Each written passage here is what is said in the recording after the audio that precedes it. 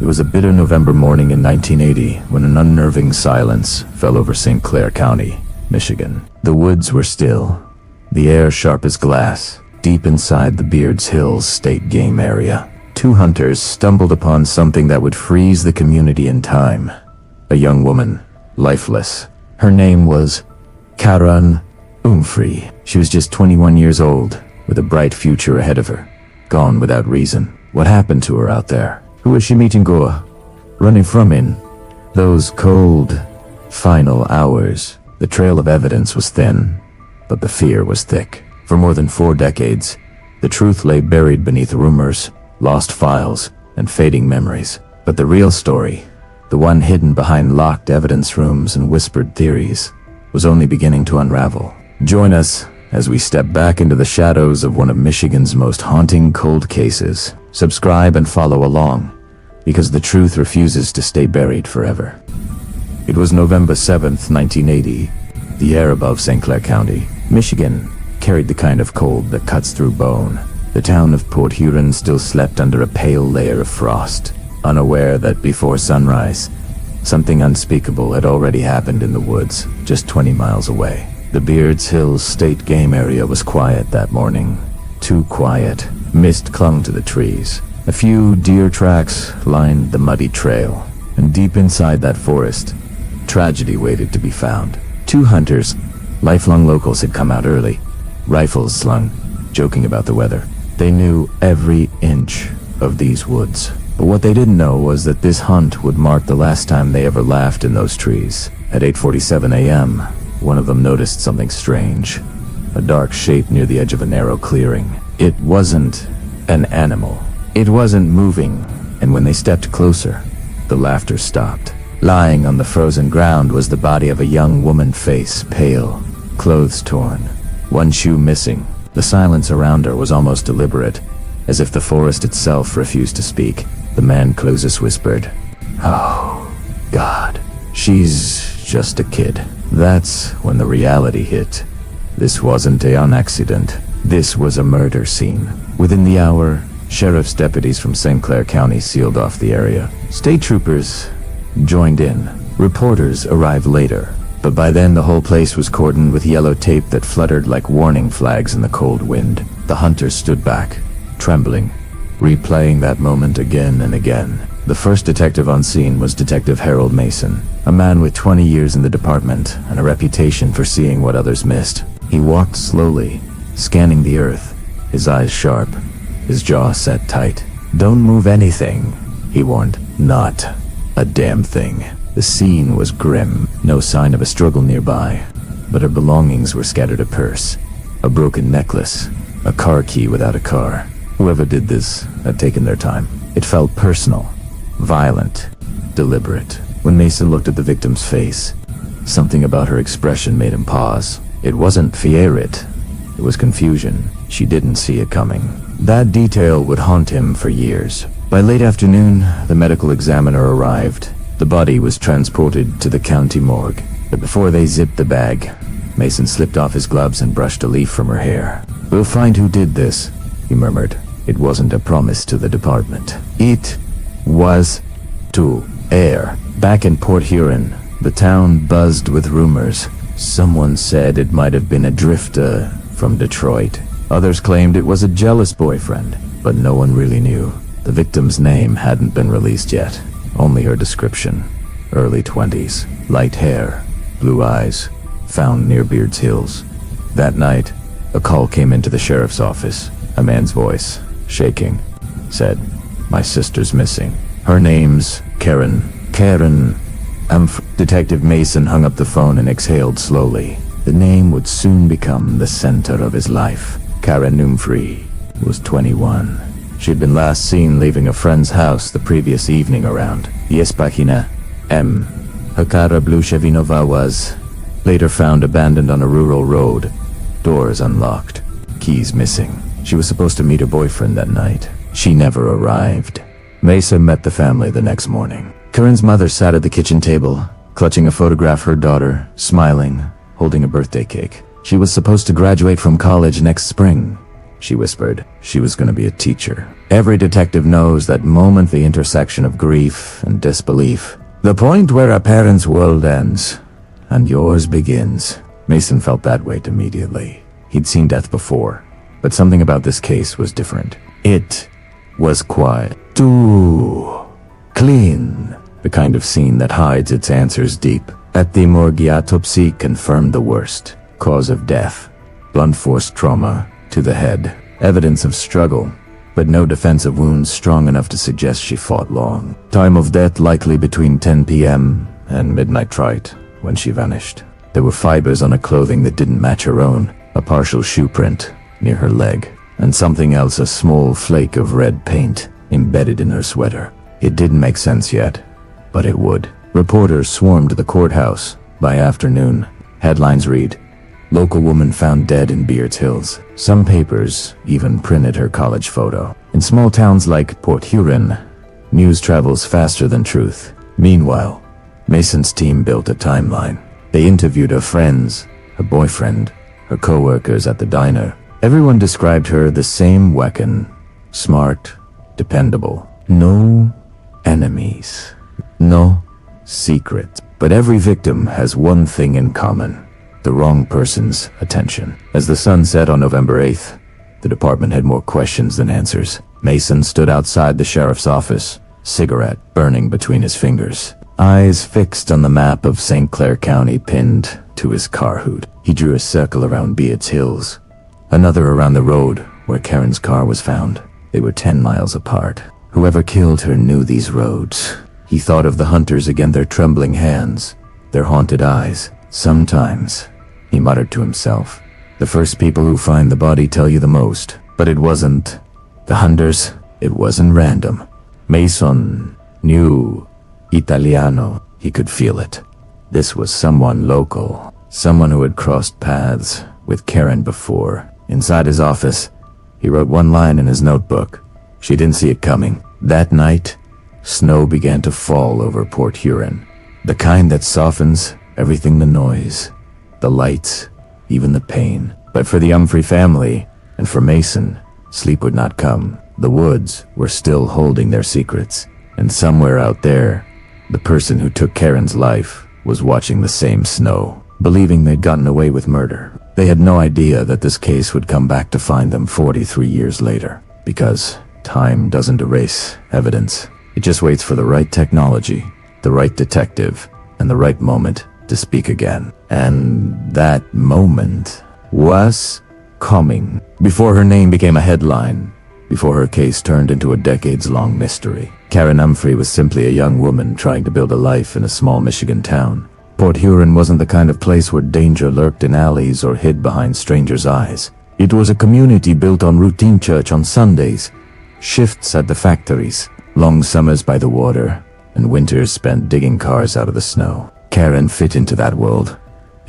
She was 21, with soft blonde hair that curled when it rained and blue eyes that always looked like she was trying to understand you, not judge you. She worked part-time at Lakeside Diner, saving money for college. Her dream was simple: become a teacher. Maybe elementary school, maybe something with reading or art. She wanted to help kids feel seen, the way one of her own teachers had helped her. People who knew her never described her as loud or bold. She wasn't the life of the party. She was the kind of person who listened, really listened. Friends said she had a calming presence, like she carried her own quiet lighthouse with her everywhere she went. Her father worked long shifts at a manufacturing plant. Her mother kept the home running. Karen was the middle child, responsible, reliable, the one people leaned on. She was careful, almost to a fault. She always told someone where she was going. She locked her car doors. She avoided unfamiliar roads at night. In other words, she didn't fit the profile of someone who simply wandered into trouble. Someone brought trouble to her.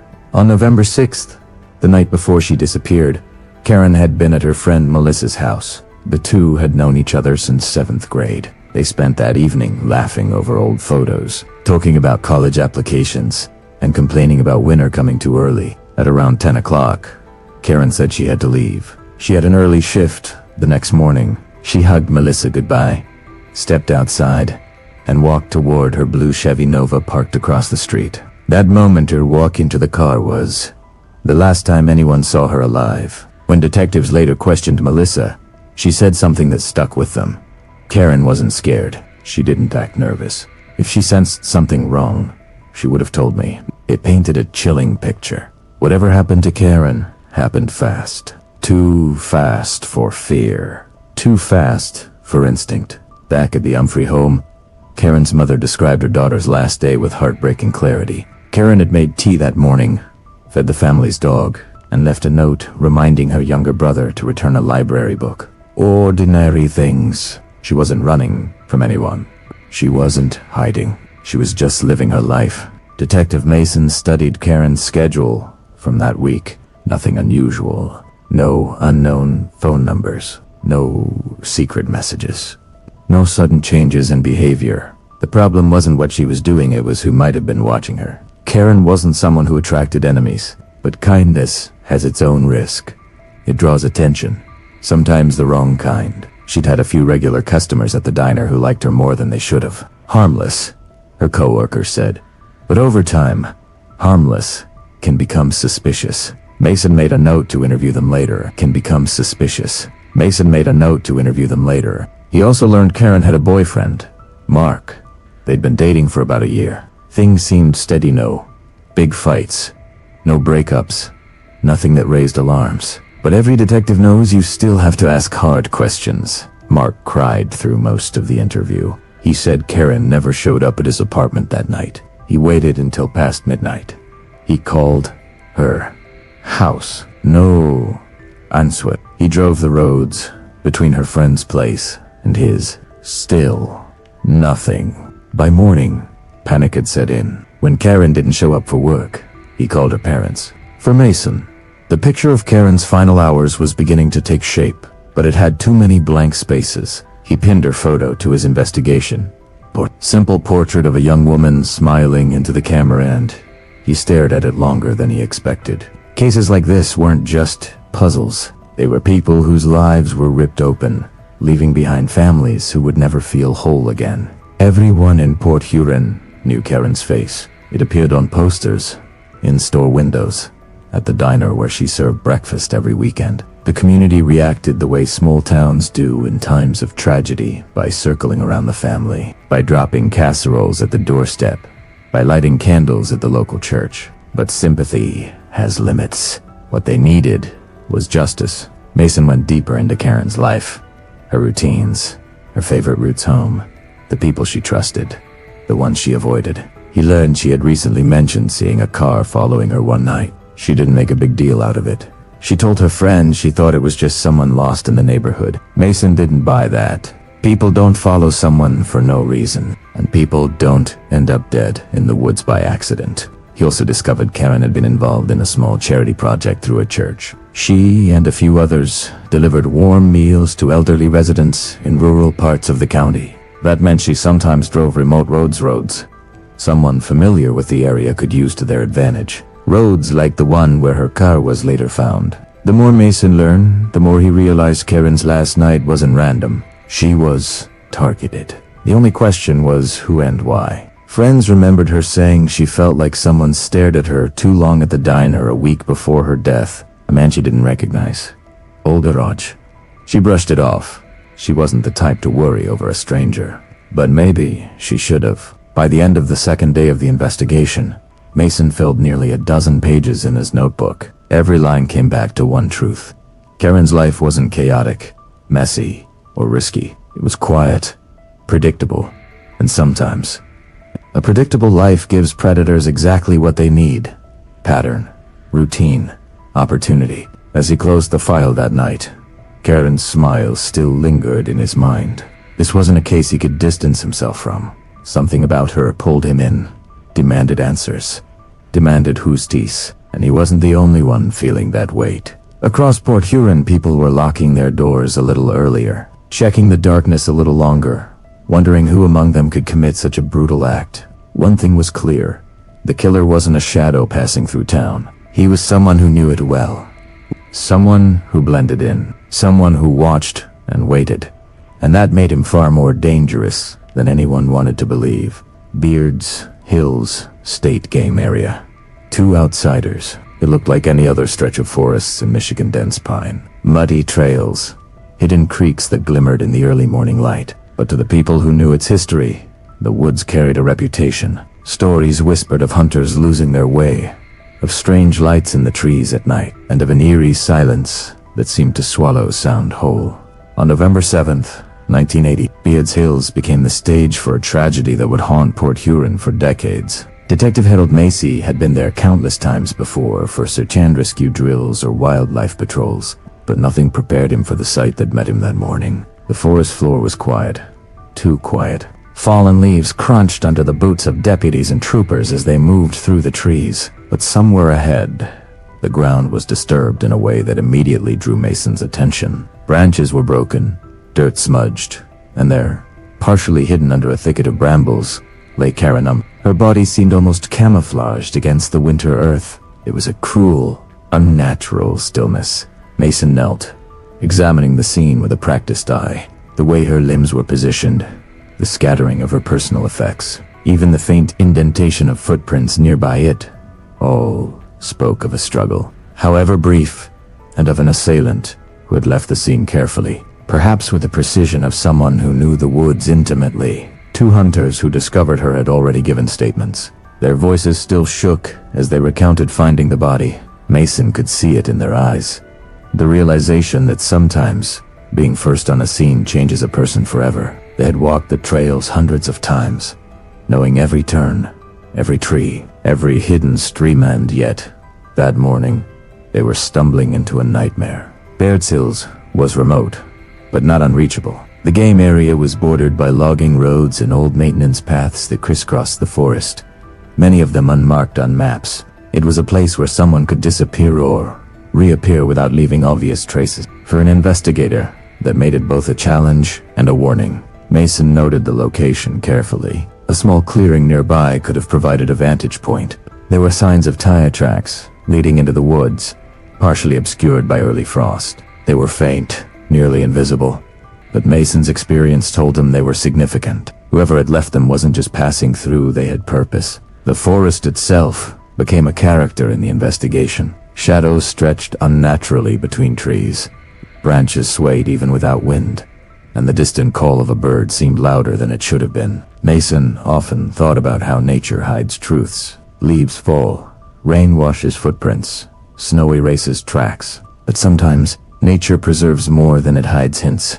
Clues, whispers of what transpired. Crime scene technicians moved with precision, photographing every angle, every leaf, every smear of evidence. They bagged fibers, collected soil samples, and measured the distances between objects. Even the smallest detail, a bent twig, a broken branch, a hair caught on bark could be the difference between solving the case or letting it fade into obscurity. The locals, when they heard, murmured uneasily about Beards Hills.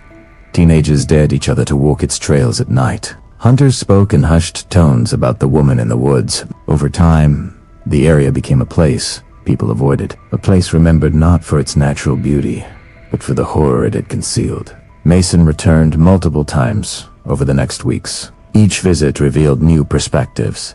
How the angle of the sunlight in the morning could reveal footprints hidden the day before. How the wind shifted odors and sounds. And how a place that seemed empty could actually hold so many silent witnesses. Trees, soil, water. Forensic science was just beginning to integrate these environmental cues, and Mason was determined to use everything at his disposal. He also began tracing Karen's steps, leading to the woods. Her route from her car to the point where she was found suggested she may have been lured or followed by someone who knew her schedule. There was no sign of panic, no evidence of a long chase. It suggested control, a predator confident in their Over time, Beards Hills became synonymous with unanswered questions. Detectives would return, sometimes for days, sometimes for months, mapping, measuring, recording. Every fallen branch, every muddy patch, every hidden creek was scrutinized. It was the kind of place that demanded respect. The forest kept its secrets well, but Mason was convinced they could be uncovered.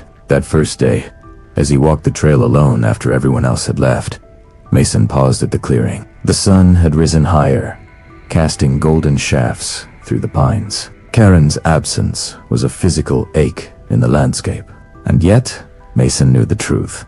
The forest was patient. It waited. Evidence, once obscured, would reveal itself to those who looked carefully enough. Those who refused to be deterred. Beard's Hills wasn't just a crime, seeing it was a challenge. It was a test of observation, of intuition, and of persistence. And Mason, as he stared into the cold November woods, vowed that he would learn everything the forest had to teach. Because in Beard's Hills, every tree, every trail, every shadow could tell a story. And someone had left a story behind it would not be forgotten. The two hunters hadn't expected to find anything more than deer tracks or a stray rabbit that morning. They were early risers, rifles slung over shoulders, boots crunching on frost-covered earth. They had done this every November for years, knowing the woods like the back of their hands. But that morning, the Beards Hills State Game Area became something far darker than any hunting story. They were following a familiar trail, joking about the cold and the coffee they'd left warming in the car. The conversation drifted to their wives, to the upcoming Thanksgiving, to the local high school football team. Life felt ordinary, safe. That illusion ended the moment one of them saw it. A dark shape half hidden among the trees. A dark shape half hidden among the trees. "Hey, what's that?" one whispered, squinting through the mist. The other moved closer, curiosity overriding caution. At first, they thought it was a fallen log, but something about the angle, the posture, the unnatural stillness made them stop in their tracks. Then it registered. It wasn't logged. It wasn't an animal. It was a young woman. She lay face down, partially concealed by leaves and branches. Her coat was torn. Her hair spread across the dirt like a halo, pale against the dark soil. One shoe was missing. Her belongings, a purse, a necklace, were scattered nearby. The hunters froze, the cold suddenly irrelevant against the heat of horror rising in their chests. "Oh my God," one breathed. She's dead." They didn't move closer. They didn't touch anything. One fumbled for his cell phone, old technology. Slow, but it would have to do. He called the sheriff's office. Voice trembling, he tried to give their location. The dispatcher asked for landmarks, road names, directions. The hunters pointed to the clearing, the broken branches, the faint tire tracks. Every word felt surreal. By the time deputies arrived, the hunters were pacing, unable to stop replaying the discovery in their minds. Each kept thinking, what if we had left 5 minutes later? What if we hadn't come today? The questions haunted them because the answer was meaningless. They had found her, and now nothing could undo that. Detective Harold Mason arrived soon after, taking in the scene with a professional calm that contrasted sharply with the hunters' panic. He noted their hands were shaking, eyes wide, voices cracking. It was normal. People confronted with sudden death rarely react rationally. He asked them to recount every step they'd taken, every sound they'd heard. The hunters remembered faint noises in the distance, perhaps a car, maybe nothing. They remembered the mist settling low around the trees. They remembered thinking the forest seemed quieter than it should have been. Mason listened closely. Sometimes the smallest detail, the slightest misremembered sound, the angle of a footprint can change the course of an investigation. Crime scene technicians began their work. Photographs captured the scene from every possible angle. Measurements were taken. The way her body lay suggested a brief struggle, possibly sudden and violent. Soil under her nails indicated she may have tried to protect herself. The torn coat and scattered items hinted at a fight, or at least resistance. Mason knelt beside her belongings. He picked up the broken necklace, noted its position relative to the body. He bagged fibers, logged fingerprints, and examined tire marks in the mud. Every trace could be a clue. Every shadow could be hiding one. For the hunters, watching the investigators work was like watching a different world unfold. They had stumbled into a nightmare that would replay in their minds for years. One of them muttered, almost to himself, "I keep seeing her, like she's just lying there waiting for someone to notice." Mason heard it, made a note. Witness psychology often plays a role in investigations. Trauma, memory gaps, and perception can all influence what gets reported and what doesn't. The media soon caught wind of the discovery. By evening, the story was in the newspapers. Young woman found dead in Beards Hills. Port Huron buzzed with curiosity, fear, and grief. Families locked doors, checked the woods from a distance, and whispered about the girl who had vanished from their town. The hunters were interviewed, their words edited and distilled into headlines. But for them, the memory was unedited, raw, and inescapable. Mason continued his meticulous work. He photographed footprints, noting angles, depth, and distribution. He examined the forest floor for drag marks or disturbed vegetation. Each observation painted a picture, one that suggested the killer had knowledge of the terrain. Whoever it was had been in these woods before. They had chosen a place that offered concealment, escape routes, and control. That night, Mason walked the trail alone. The mist had thickened, curling around tree trunks like smoke. He thought about the hunter's experience, the shock, the panic, the sense of helplessness. He thought about Karen, lying in the cold forest, a life stolen in minutes. And he knew this case would be more than just another murder investigation. It would test every skill, every instinct, every ounce of perseverance he had. Because in Beard's Hills, the woods remembered. Footprints faded, leaves fell, and snow erased tracks, but the forest kept its secrets, and someone had left a secret behind that demanded to be uncovered. Mason exhaled slowly, glancing back toward the clearing. He whispered under his breath, almost like a vow, "We'll find you. Whoever did this, we will find you." The hunters drove home in silence that night.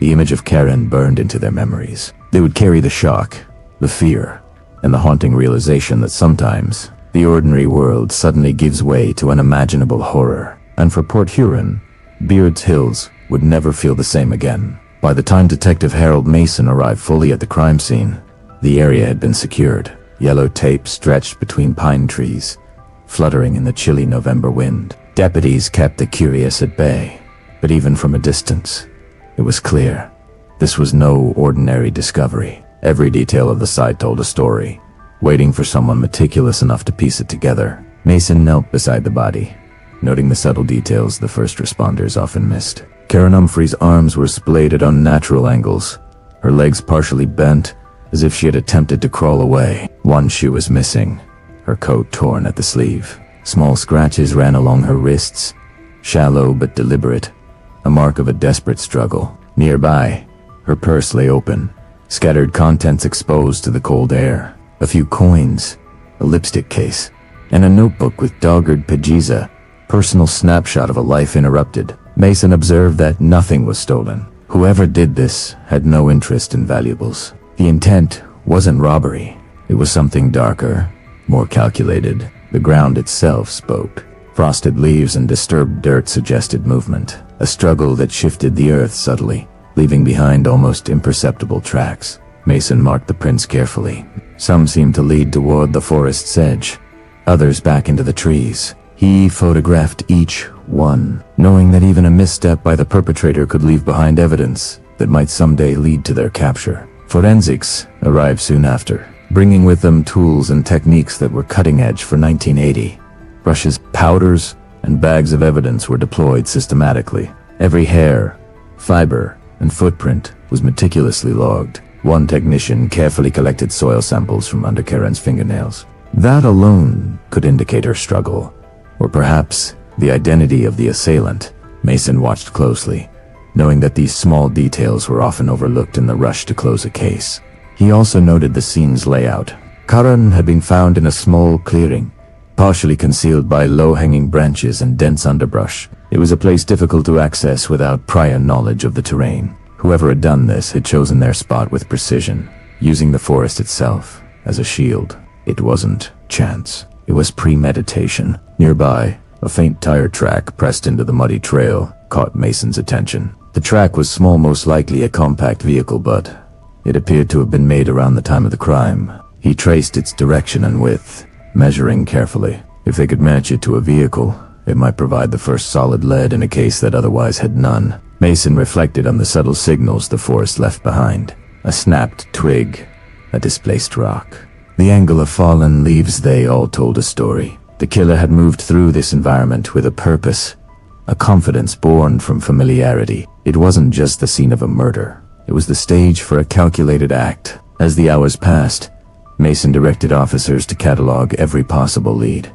He examined the placement of Karen's personal items. Why was her necklace broken? Why had her purse been opened but left behind? Every anomaly added another layer of complexity. It wasn't random, it was deliberate. He also studied the patterns of her movements. The position of her body suggested she hadn't run far from where she had encountered the perpetrator. The lack of defensive wounds on her torso implied that the attack was swift, possibly from behind, catching her off guard. Mason made a note to cross-reference this with witness accounts and potential suspects in the area. Even the forest seemed to echo the crime, carrying an almost tangible tension. Wind rustled through the pines, shifting the leaves and creating an auditory backdrop that made it hard to focus. Mason understood that the environment itself could be both a challenge and an ally. Tracking prints, collecting evidence, and reconstructing movements would require patience and precision. As evening fell, Mason stepped back and surveyed the site.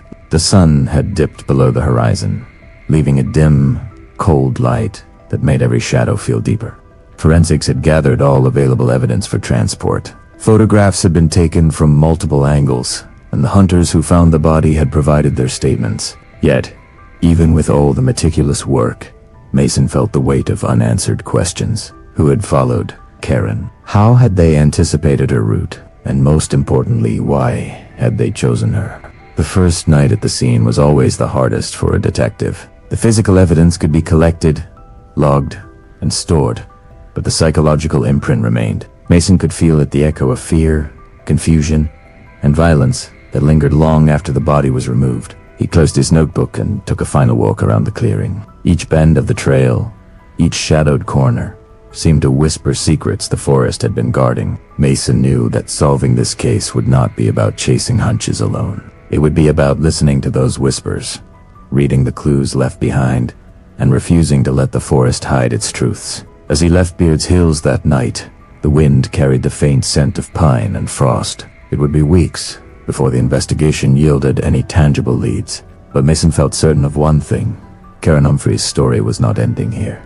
The echoes of that crime scene would demand answers, and he intended to follow them wherever they led. The forest was quiet again, but its memory of that morning was indelible, etched into every leaf, every root, every shadow. And Detective Mason, like the hunters who had stumbled upon it, would never forget what he saw in Beard's Hills. The morgue in St. Clair County was quiet, sterile, and unyielding, the kind of place where time feels suspended. The fluorescent lights hummed overhead, bouncing off stainless steel tables and tiled floors. It was here that Karen Umphrey's life would be reduced to meticulous documentation. Every bruise, every mark, every sign of struggle, carefully recorded. For Detective Harold Mason, this was the first opportunity to see the crime in its starkest form.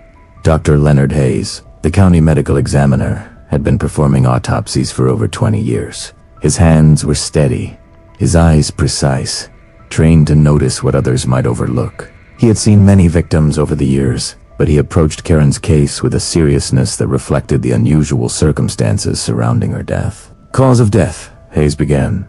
Blunt force trauma to the back of the head, multiple impacts, likely from a small, hard object, possibly a rock, pipe, or even the butt of a firearm. The strikes were deliberate, targeted, precise. Mason nodded, jotting notes. This wasn't a random attack, Hayes explained. Whoever had done this had experienced or at least an intent to incapacitate quickly. There was no evidence of a prolonged struggle that would have left more severe defensive injuries, but minor scratches on Karen's forearms and hands suggested she had tried to defend herself.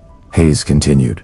Time of death is estimated between 10 p.m. and midnight. Rigor mortis indicates she was deceased for several hours before discovery. Body temperature and other indicators align with that time frame. Mason leaned over the report.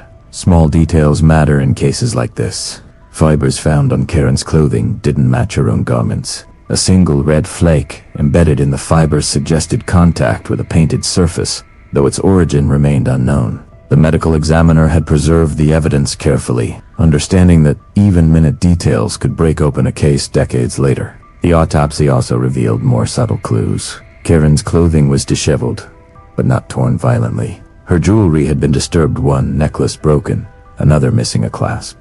Hayes speculated it could have been a sign of a struggle, or perhaps intentional, symbolic behavior by the perpetrator. Mason noted that nothing of value had been taken, reinforcing the idea that robbery was not the motive. As Mason examined the photographs Hayes provided, he focused on Karen's facial expression. Eventing death, there was a telling look of surprise and confusion. It reinforced the theory that the attack was sudden, unanticipated, and executed by someone who had caught her off guard. Hayes observed carefully.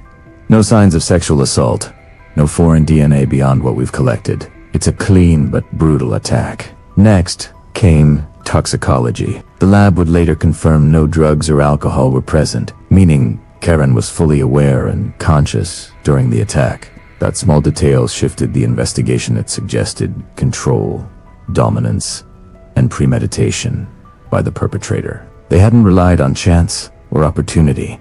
They had planned. Hayes handed Mason a small tray containing fingernail scrapings and hair samples. Check these carefully. Sometimes the smallest trace invisible fiber, a hair can link directly to the attacker. Mason examined them under magnification. Knowing the technology of 1980 was limited, DNA profiling wasn't available yet, but every piece of evidence could be preserved for future breakthroughs. Mason spent hours in the morgue, reconstructing Karen's final moments in his mind. The body alone told a story. Swift, violent, calculated. The victim's movements, scratches, and minor injuries suggested she had tried to resist but was overpowered almost immediately. Each clue added depth to the profile of the assailant. They were careful, deliberate, likely familiar with either Karen or the area or both. The files also included statements from first responders, the hunters, and family members. Mason cross-referenced these with the autopsy findings. Some details matched, others were inconsistent, reflecting the trauma of those who witnessed the aftermath rather than the act itself. In cases like this, a detective must separate perception from fact, piecing together a timeline from fragmented perspectives. One note stood out: the red paint flake. Hayes emphasized its potential significance. It could have come from a vehicle, a structure, or an object in the vicinity. Mason marked it for follow-up investigation. In his experience, small, overlooked elements often led to the most important breakthroughs. Finally, Mason considered the human dimension. Karen's life had been ordinary work, family, friends, but the autopsy reminded him that violent acts transform ordinary lives into puzzles for years to come. Each bruise, each mark, each broken object wasn't just evidence, it was a testament to her final moments, a story that demanded justice. By the end of the day, Mason left the morgue with a folder full of photographs, notes, and samples. He understood that while forensic tools of the era were limited, meticulous documentation could preserve the truth for decades. He felt the weight of responsibility acutely. Karen's story, though interrupted, had to be told accurately, and the person who ended it had to be found. As he stepped outside into the cold November air, Mason looked up at the gray sky. He thought about Karen, her smile, her ordinary life. Her Laznatan silently promised. No detail would be overlooked, no clue dismissed. The autopsy had spoken, and Mason would listen. Every mark, every fiber, every shadow of evidence would become part of the search for answers. The crime was methodical. The autopsy confirmed it. And for Detective Mason, that confirmation became both a guide and a warning. The person who committed this murder was deliberate, calculated, and patient. They would wait. But so would he. The night Karen Umphrey disappeared began like any other, ordinary and unremarkable. November 6, 1980, in Port Huron, Michigan, was cold, but not yet harsh. Karen spent her evening at her friend Melissa's home, sharing stories, laughing, and talking about plans for the coming weeks. At around 10 p.m., she said goodbye, hugged her friend, and walked toward her car parked across the street, a blue Chevy Nova. That would later become one of the first clues in a puzzle that would remain unsolved for decades. No one saw Karen again after that walk. Her mother, father, and younger brother believed she was safe, tucked into the familiar patterns of a young woman's life. But somewhere between Melissa's house and the path that led toward the main road, Karen vanished. There were no witnesses, no screaming, no frantic calls, just silence, leaving the community to grapple with a sudden, inexplicable absence. Detective Harold Mason meticulously reconstructed Karen's final 24 hours, tracing her known routes, interactions, and routines. He began with the simple question: who had access to her life? Karen was careful by nature. She locked her doors, informed someone of her whereabouts, and avoided risky areas. Her disappearance suggested knowledge, planning, and intention on the part of someone who knew either her patterns, her vulnerabilities, or both. Her car, found abandoned on a rural stretch of road later that night, provided the first tangible clue. It was parked awkwardly, doors unlocked, keys missing. There were no signs of a struggle inside. Mason examined tire marks, noting slight impressions in the mud nearby, suggesting either a hurried stop or deliberate staging. The car had been positioned in a way that hinted someone wanted it to be seen, yet also hoped it would delay discovery. Mason interviewed friends, family, and co-workers to understand Karen's interactions that day. Everyone described her as normal, calm, cheerful, unremarkable in her routines. But subtle observations emerged. A neighbor recalled seeing a dark-colored car parked near Karen's route earlier in the evening. She didn't recognize the driver, but it had lingered long enough to be suspicious. Another acquaintance mentioned an unfamiliar man at the diner earlier in the week who had lingered longer than socially acceptable, observing Karen quietly. At the time, these were small, easily dismissed details. In hindsight, they became crucial threads in the tapestry of her last day. Mason also considered environmental factors. Beards Hills State Game Area, where her body would later be found, was remote but accessible via multiple logging roads and hidden paths. It wasn't somewhere a stranger could easily abduct a person without familiarity. Whoever orchestrated Karen's disappearance likely knew the terrain or had done surveillance beforehand. Timeline reconstruction suggested Karen left Melissa's house at 10:05 p.m. Witness statements, combined with vehicle sightings and road patterns, indicated she may have been followed almost immediately. The absence of defensive injuries in the car suggested the abduction, if that is what it was, happened quickly and efficiently. Someone had caught her off guard, someone confident in control. Detective Macy also analyzed her phone records. Although minimal in 1980, they offered insight. Karen had made a brief call to her mother earlier that evening, confirming she to be Umson. No other calls were made. No messages left. This suggested that either the perpetrator acted after she left Melissa's house, or that Karen never had the opportunity to communicate further. An important distinction that framed the urgency of the investigation. Mason reconstructed her path from Melissa's house toward the main road. Using witness accounts and neighborhood observations, he mapped potential intercept points. There were several unlit areas, narrow roads, and tree lines where a car or a person could remain unseen. He also marked the location of her abandoned vehicle. The distances aligned with the eventual discovery site, indicating a carefully chosen route that funneled her into isolation. The detective also noted Karen's small, predictable behaviors that made her vulnerable. She always walked on the same side of the street. She preferred certain shortcuts. She often checked her surroundings, but never anticipated someone targeting her specifically. Mason recognized the tragic reality. Predictability in daily life, usually harmless, had made her a target. By piecing together these small observations, Mason could reconstruct her final movements, even in the absence of direct witnesses. He imagined the brief moments of confusion, the realization that she was not alone, the instinct to resist, and the rapid sequence that led to her being overpowered. The details, while conjectured, were informed by evidence: her body, her belongings, tire tracks, and witness accounts. The timeline of Karen's last 24 hours created a chilling sense of inevitability. From the warmth of Melissa's home to the cold forest clearing, every step seemed ordinary. Until dwasanti.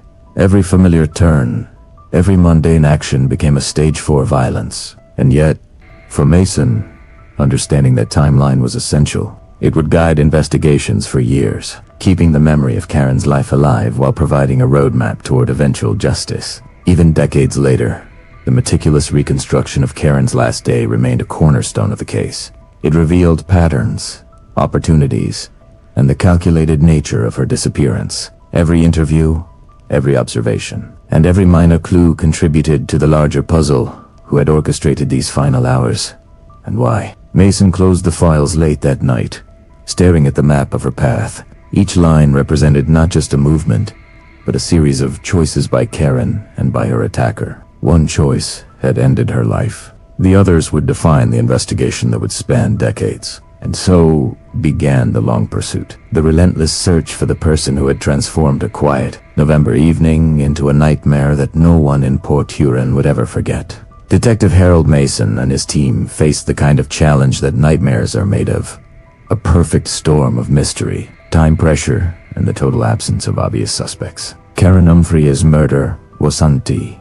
A random act of violence. It was calculated, executed with precision, and shrouded in silence. The investigators had the crime scene, the autopsy, the abandoned car, and the accounts of frightened witnesses, but none of it immediately pointed to a single culprit. The first order of business was canvassing the area. Officers interviewed anyone who had been near Beards Hills or along the roads connecting Karen's last known location to the site of her body. Local hunters, joggers, and residents were questioned. Each report seemed insignificant at first. An unusual car spotted late at night, a stranger asking questions about the forest, a rustling in the underbrush, but Mason knew the truth of cold cases.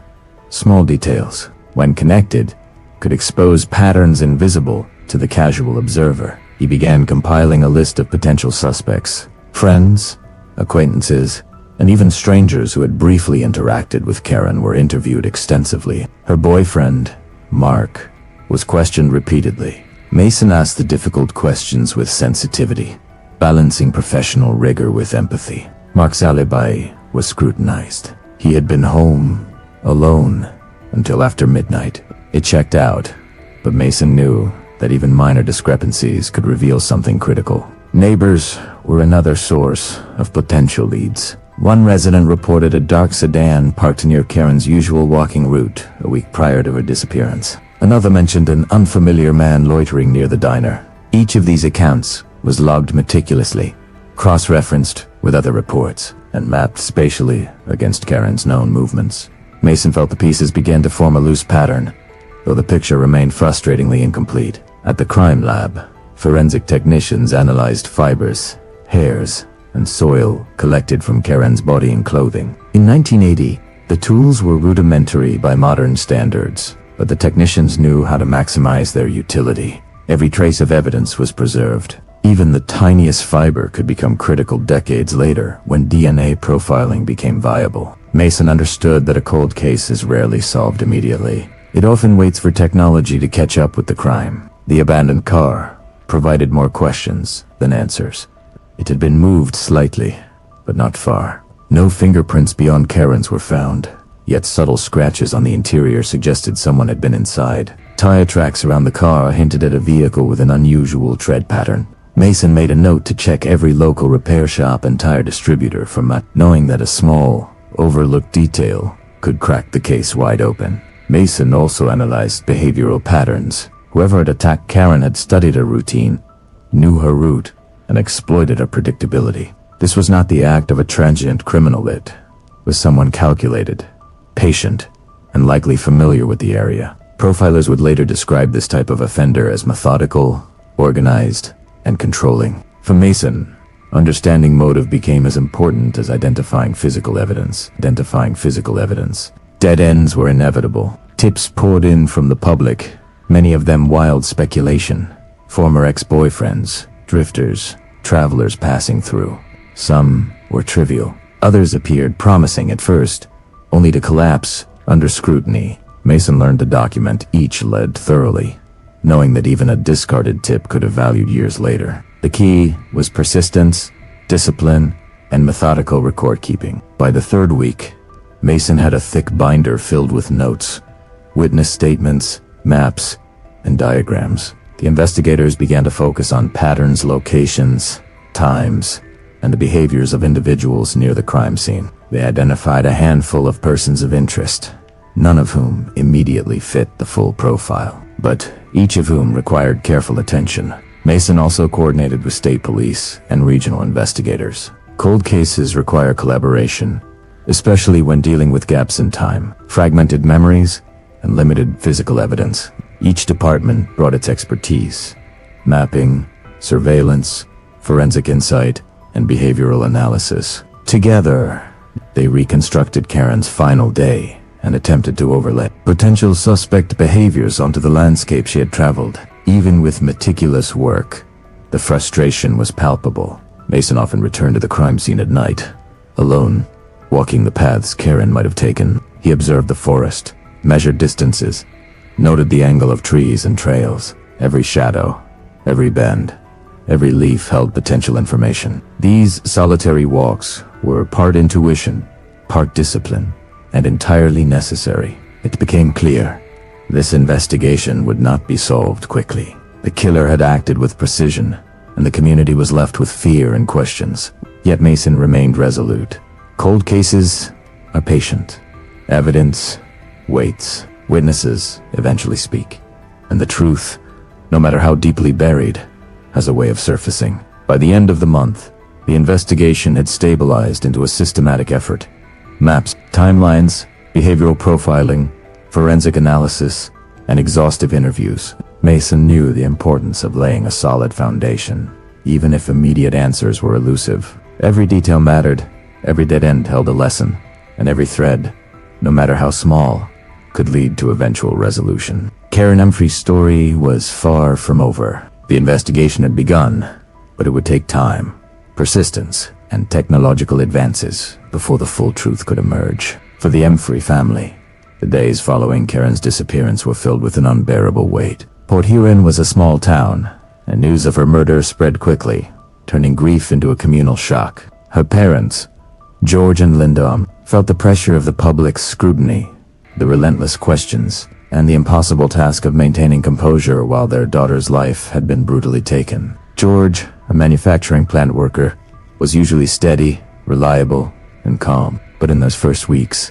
he barely slept. Nights were spent pacing, reviewing what little information came in, and imagining scenarios that never should have happened. He replayed Karen's last evening over and over, questioning whether he had missed signs, ignored small warnings, or somehow failed in his duty as a father. The weight of guilt, though misplaced, was heavy. Linda, meanwhile, tried to hold the household together. She cooked meals that often went uneaten, answered phone calls from concerned neighbors, and offered comfort to her younger children, all while her own world had crumbled. Friends described her as haunted, eyes always searching, hands trembling. She clutched photographs of Karen, replayed conversations, and reread notes Karen had left at home. Every detail became a lifeline, a connection to a life ripped away too soon. Karen's younger brother, Danny, was only 14. He struggled to understand the enormity of the situation. School became unbearable. Friends whispered, teachers watched cautiously, and every stranger seemed a potential threat. He knew his sister was gone, yet the permanence of it, the cold, hard reality was almost impossible for him to process. For Danny, every shadow, every creak in the house at night, became a terrifying reminder of what had happened. The family faced not just personal grief, but societal attention. Local news crews arrived, sometimes asking intrusive questions, filming footage that felt insensitive. Community members offered condolences, but the intensity of attention added a layer of pressure. Each day brought new tips, many of them fruitless, and the family found themselves living in a constant state of hope and despair. Detective Harold Mason understood the delicate balance required. He visited the family often, not just as an investigator, but as a liaison between law enforcement and those who were suffering. He provided updates cautiously, aware that some developments, if miscommunicated, could add to the trauma. Yet he also encouraged them to provide details about Karen's routines, friends, and habits. Each small fact could aid the investigation. The emotional strain on the Umphreys was magnified by time. As days became weeks, weeks became months, and months turned into years. The uncertainty gnawed at them. The term cold case did not exist yet, but the slow movement of the investigation and lack of immediate answers created a similar effect. Despair, frustration, and a gnawing fear that justice might never arrive. Family, friends, described visits to the Umphrey home during that period. There was an eerie silence in rooms once filled with laughter, a sense of caution in every step. Objects remained untouched. Small reminders of Karen's presence, her books, her coffee mug, her favorite sweater were preserved exactly as she had left them. The home became a shrine to absence, a testament to the sudden void left behind.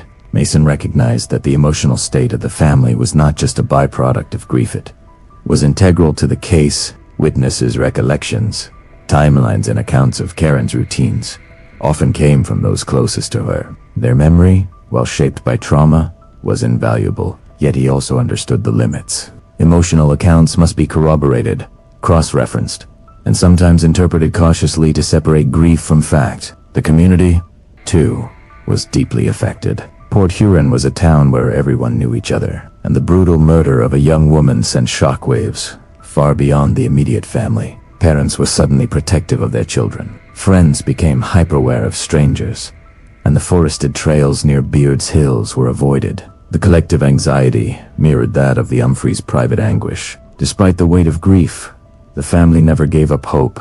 They held vigils, posted missing person flyers, and answered every inquiry with grace under pressure. They clung to the belief that someone, someday, would provide answers. Their resilience became a quiet testament to Karen's memory, a reminder that, even in darkness, persistence could shine a light. Years later, this family's unwavering hope would intersect with breakthroughs in forensic science. But in those early days, their pain was raw, unfiltered, and relentless. Every day without answers deepened the wound, but also strengthened the determination to see justice done. Detective Mason often reflected on the human cost of crime. Evidence, timelines, and forensic data mattered, but so did the people left behind. The investigation was not just about catching a killer. It was about providing closure to those whose lives had been upended, whose trust and safety had been shattered, and whose grief demanded acknowledgement. The Umphreys became both participants in and observers of the investigation. Their hope,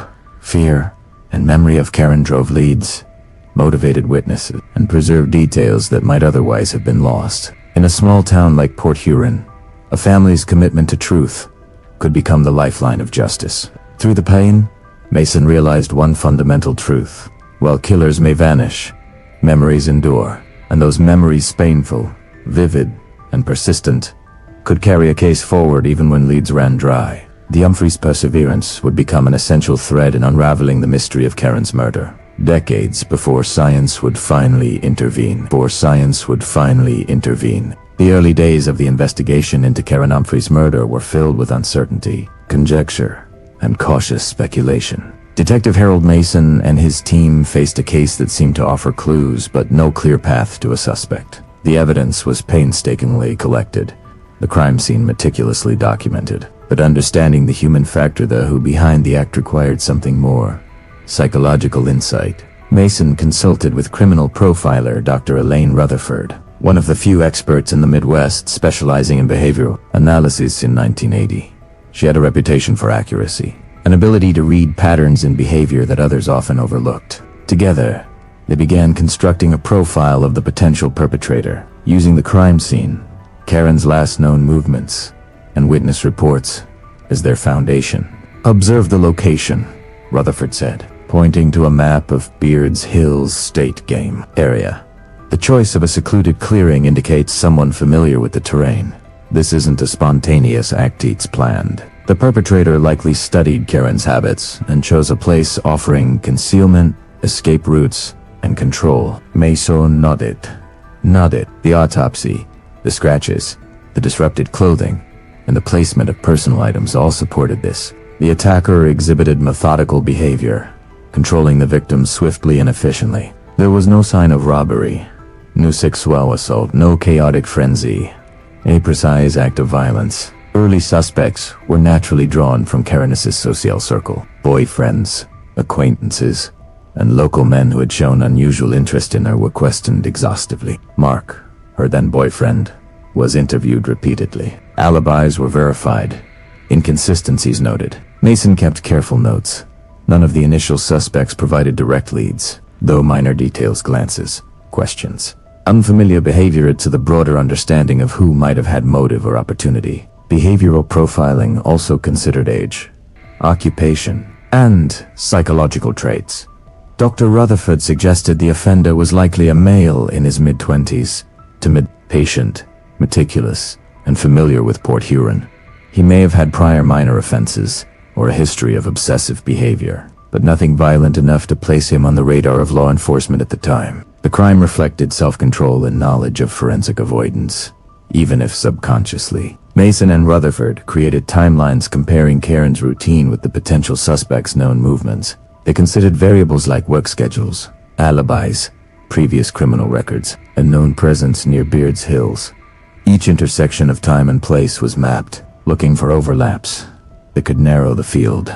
Community tips, while numerous, were rarely precise. One neighbor recalled seeing a man loitering near a trailhead the night Karen disappeared. Another mentioned a car parked oddly near her route earlier that week. Each tip was logged, cross-checked, and evaluated for reliability. Many proved to be dead ends.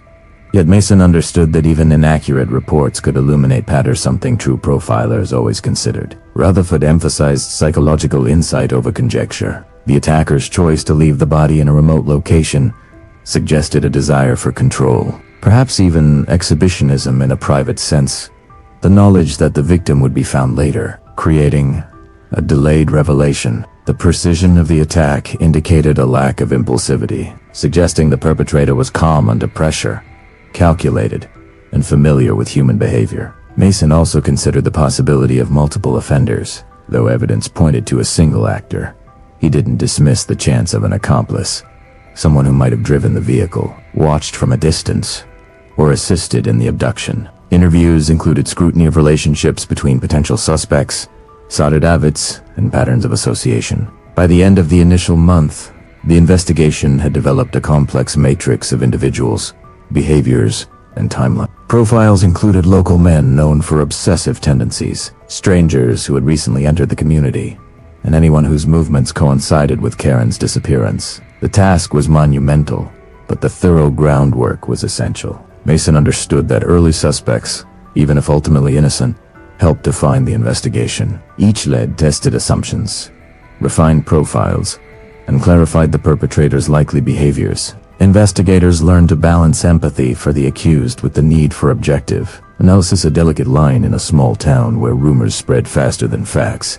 The psychological profile also guided future evidence collection. Specific attention was paid to fingerprints, fibers, soil traces, and tire patterns. Knowing the perpetrator's characteristics informed decisions about what to preserve, photograph, and analyze. It wasn't just evidence for the present, it was a roadmap for decades to come. Early profiling also had a secondary effect. Community reassurance. Sharing behavioral insights with select law enforcement teams allowed for more focused patrols, monitoring of known individuals, and better communication with the public. While anonymity was preserved for investigative integrity, patterns of risk could be identified and addressed. Mason and Rutherford concluded each session with a somber understanding. The killer was patient, calculating, and likely still free. The case's complexity required time, technology, and persistence, but the groundwork laid in those early months. Psychological insight, suspect identification, and meticulous evidence preservation would ultimately become the foundation for the breakthrough decades later. In cold cases, the past never truly dies. Early profiling, though incomplete, sets the stage for the eventual resolution, preserving both hope and the path toward justice for Karen Umphrey. Every observation, every interview, and every note would serve as a bridge between tragedy and the truth waiting to emerge. The year was 1980. Forensic science, while advancing, was still a far cry from the genetic breakthroughs that would one day solve cold cases like Karen Umphrey's. Detective Harold Mason understood this clearly.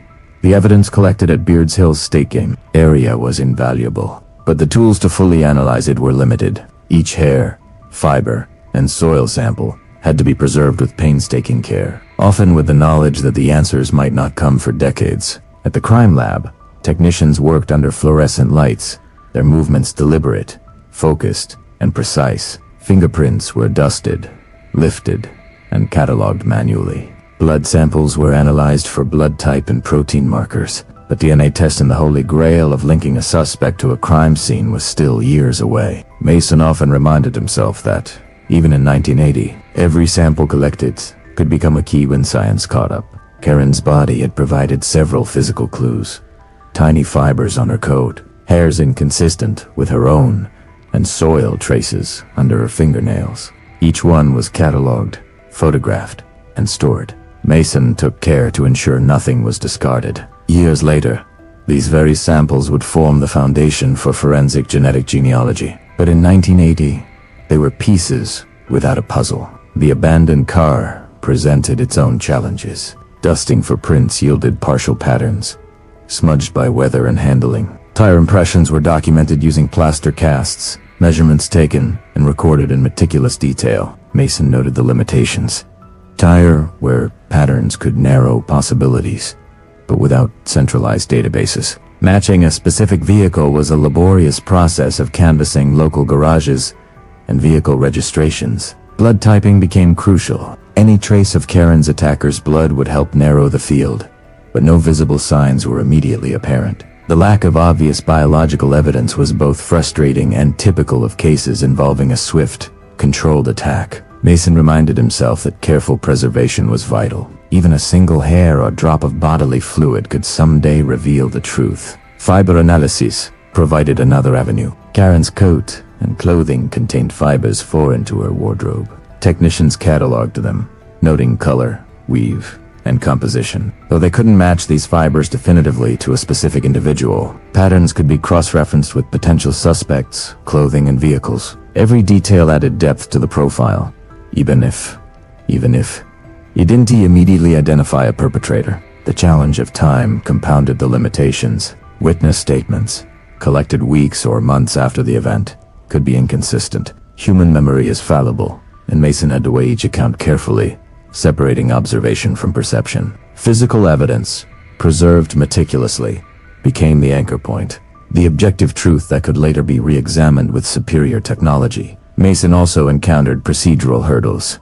Evidence chains of custody had to be maintained perfectly, or samples risked being inadmissible. In a small town like Port Huron, the margin for error was slim. One misstep could erase decades of work. Mason drilled his team on consistency, documentation, and vigilance. Knowing the case's success depended as much on process as on insight.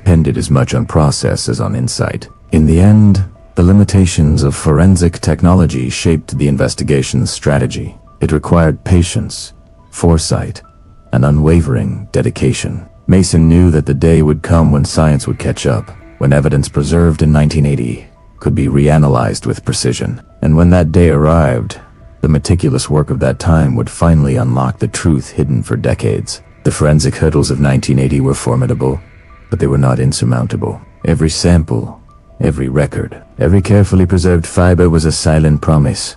The case was not over, and Karen Umphrey's story would not be forgotten. For decades, Karen Umphrey's case remained cold. Leads ran dry. Suspects came and went, and the limitations of forensic science in 1980 had left detectives like Harold Mason with painstakingly collected evidence, but no clear path to a suspect. Then, in the early 2020s, a technological revolution offered what had once seemed impossible: the ability to unlock decades-old mysteries through DNA and genetic genealogy. The preserved evidence became the key. A hair sample and trace biological matter, collected from Karen's clothing and fingernails, were carefully stored by the St. Clair County Crime Lab. For years, they had lain untouched, a silent promise that someday someone might uncover their secret. The advent of advanced DNA profiling and the growing popularity of genetic genealogy changed everything. Detective Mason, still involved as a consultant decades later, followed the developments closely.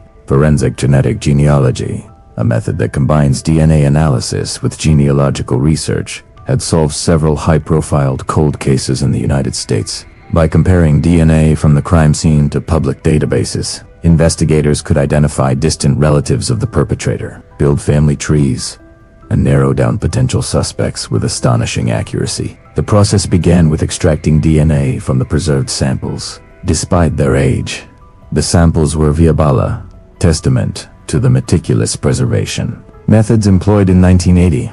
Technicians worked carefully, aware that the smallest contamination could invalidate the results. Once the DNA profile was created, it was uploaded to genetic databases used by law enforcement to identify potential familial Within weeks, distant relatives were identified. Investigators constructed family trees, tracing lines of descent and analyzing relationships. This was painstaking work, requiring both technical expertise and deep understanding of human genetics. Every branch of the tree was scrutinized, each connection verified, and every potential lead investigated further. The breakthrough came when the DNA linked to a living male relative, one who had no prior criminal record but whose genetic material matched key portions of the profile derived from Karen's crime scene. From this point, law enforcement combined genealogical data with traditional investigative methods, checking addresses, cross-referencing employment records, and analyzing historical behavior patterns. It was a hybrid of science and old-fashioned detective work. Genetic genealogy provided the target, but traditional investigation supplied context, motive, and opportunity. Investigators carefully pieced together the suspect's history, focusing on periods and locations that intersected with Karen's last known movements. It became increasingly clear that the individual had been in Port Huron at the time of Karen's disappearance. Familiar with Beards Hill's state game area and capable of executing a controlled, precise abduction, Detective Mason reflected on the emotional weight of the breakthrough. After more than 4 decades, Karen's family finally had answers. Evidence preserved with meticulous care had endured the test of time, and technological innovation had unlocked the truth. It was a moment that merged past diligence with modern ingenuity, underscoring the importance of never abandoning a case, no matter how long it had lain dormant. Investigators proceeded carefully, knowing that confirming the suspect's identity required thorough verification. DNA analysis, genealogical research, and corroborating evidence from old witness accounts and forensic records were all combined to form a compelling case. The attention to detail ensured that justice could withstand scrutiny, protecting the integrity of the investigation and honoring the victim. The human element of the breakthrough was profound. Karen's parents, George and Linda Umphrey, had endured decades of uncertainty, grief, and relentless hope. The news that a suspect had been identified brought a mixture of relief and pain, a complex, emotional response to decades of waiting. It validated their perseverance and ensured that Karen's life, while tragically cut short, would not be forgotten. Law enforcement emphasized that while the perpetrator's identity had been revealed, the work was far from complete. Arrests, interviews, and prosecution would require careful planning and execution. The case transitioned from forensic discovery to legal preparation, each step demanding precision, caution, and adherence to procedural integrity. The success of the DNA and genetic genealogy approach also had broader implications. It demonstrated how advancements in science could revive cold cases, giving new hope to families who had endured decades without resolution. It highlighted the critical importance of preserving evidence, meticulous documentation, and the patience to wait for technology to catch up.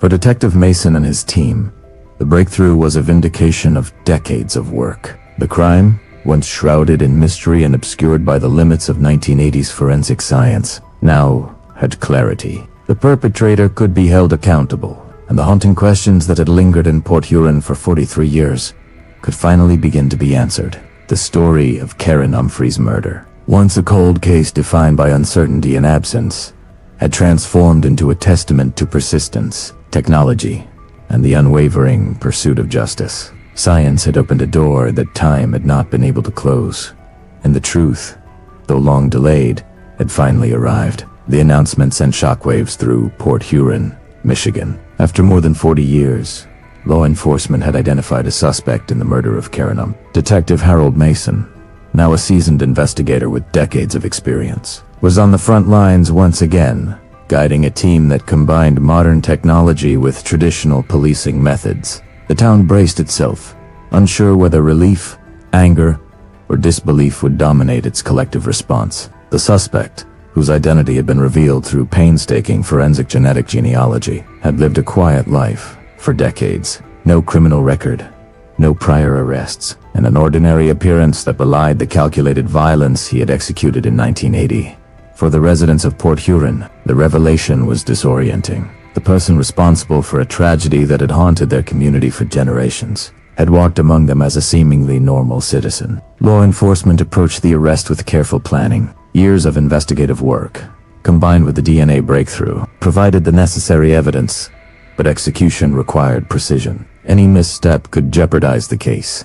Mason and his team coordinated with federal authorities, ensuring that the operation followed all legal protocols. Surveillance confirmed the suspect's routine, and officers prepared for a controlled, low-risk apprehension. On the morning of the arrest, The suspect left his home unaware of the storm gathering outside. Mason's team positioned themselves strategically, ensuring multiple exit points were covered and that civilians would not be endangered. The suspect was taken into custody without resistance, a calm demeanor that betrayed nothing, reflecting the calculated persona identified by profilers decades earlier. The impact on the town was immediate. Port Huron, which had long treated the murder as a tragic chapter frozen in time, suddenly felt the resurgence of intense emotions. Relief that justice was within reach, horror that the killer had remained free for so long, and disbelief at the meticulous planning that had kept him hidden. Community members shared stories of Karen, their memories surfacing as the investigation regained public attention. Vigils and memorials were organized, honoring her life and offering closure to those who had waited decades for answers. Mason oversaw the initial interviews, balancing the need for factual information with sensitivity to the suspect's legal rights. Questions were methodical, aimed at confirming timelines, motives, and opportunity. The perpetrator maintained a controlled silence, revealing little, but the combination of DNA evidence and corroborating witness statements made the case compelling. Family members of Karen, including her parents, George and Linda, and younger brother Danny, experienced a whirlwind of emotions. Relief mingled with anger, grief mingled with validation. For over 40 years, they had clung to hope, preserved memories, and endured the pain of uncertainty. Now, the painstaking process of mourning and justice converged into a moment of reckoning. Mason provided guidance, explaining the legal process, the evidence, and what could be expected during prosecution. Media coverage was intense. Reporters from Michigan and beyond descended on Port Huron, drawn to a story that had captivated the public imagination for decades. Mason had to navigate careful communication, providing updates without compromising the case, protecting witnesses, and respecting the privacy of Karen's family. The town, once quiet and introspective, now found itself under a spotlight that mirrored the intensity of the investigation itself. The arrest also raised broader questions about cold cases, law enforcement, and the evolution of forensic science. Karen's murder, unsolved for decades, highlighted both the limitations of past methods and the transformative power of modern technology. Detectives and criminologists nationwide took note. Patience, meticulous documentation, and the preservation of evidence could finally deliver justice even after decades. Inside the courtroom, preparations began in earnest. Prosecutors reviewed evidence, coordinated expert testimony, and strategized around the suspect's lack of prior criminal history. Mason's decades of work, combined with the persistence of forensic teams, ensured that every piece of evidence, DNA results, autopsy reports, witness statements was airtight. The narrative was clear. A life taken, a killer identified, and a community demanding accountability. Yet, the emotional journey was far from over. Port Huron had lived with the shadow for decades, and even with the arrest, the community had to process the lingering trauma. Residents revisited the forest trails, the streets, and the sites that had once felt safe. Counseling services were offered, memorial events planned, and the collective memory of Karen's life honored in both private and public ways. Detective Mason, reflecting on the arrest, understood the gravity of the moment. The decades-long pursuit had not only captured a suspect, it had restored a measure of justice, validated memories, and underscored the importance of perseverance in law enforcement. Cold cases, he realized, are never truly frozen. They wait, patiently, until diligence, technology, and human determination converge. As the suspect was formally booked, handcuffed, and transported to the county facility, Mason felt the culmination of years of effort. Every report filed, every piece of evidence preserved, every interview conducted decades earlier had contributed to this outcome. Karen Umphrey's story, once defined by mystery and unanswered questions, had moved toward resolution. Port Huron, a town forever altered by tragedy, could finally begin to reclaim a sense of closure. For the Umphrey family, the arrest was a bittersweet moment, a mixture of sorrow for what was lost and relief that justice, though delayed, had been achieved. And for Detective Mason, it was a reminder that truth, no matter how deeply buried, always has a way of coming to light. The courtroom was tense, a charged atmosphere filled with anticipation, grief, and decades of unanswered questions. After more than 40 years, Karen Umphrey's case had finally reached the stage of legal resolution. For the citizens of Port Huron, the trial was not just a procedural event, it was the public reckoning of a tragedy that had haunted their town for generations. Detective Harold Mason, seated at the prosecution table, had spent decades piecing together the evidence that now formed the backbone of the case. DNA evidence, painstakingly preserved from the 1980 crime scene, was central. Advanced genetic genealogy had identified the suspect and corroborated the decades-old forensic findings, creating a bridge between science and the meticulous detective work of the early investigation. The prosecution began by presenting the timeline of Karen's final hours. Witness testimony detailed her movements, her habits, and the small, seemingly innocuous interactions that ultimately played a role in her abduction. Each piece of evidence was carefully explained, showing how the suspect had studied her routines and chosen a location where he could act with impunity. The courtroom listened, rapt, as a life once vibrant was reconstructed hour by hour. Forensic experts took the stand, explaining in layman's terms the limitations of 1980 technology and the advancements that had allowed breakthroughs decades later. They described DNA extraction, comparison with genealogical databases, and how familial matches had narrowed the pool of suspects. Visual aids, including maps of beards, hills, state game area, photographs of tire tracks, and diagrams of the crime scene, provided clarity, connecting abstract evidence to concrete action. The defense attempted to challenge the reliability of long-preserved evidence. They argued that degradation over time could produce false positives, and that genealogical inference, while compelling, was not absolute proof. Mason and the prosecution countered with detailed documentation, chain of custody records, and multiple corroborating pieces of evidence.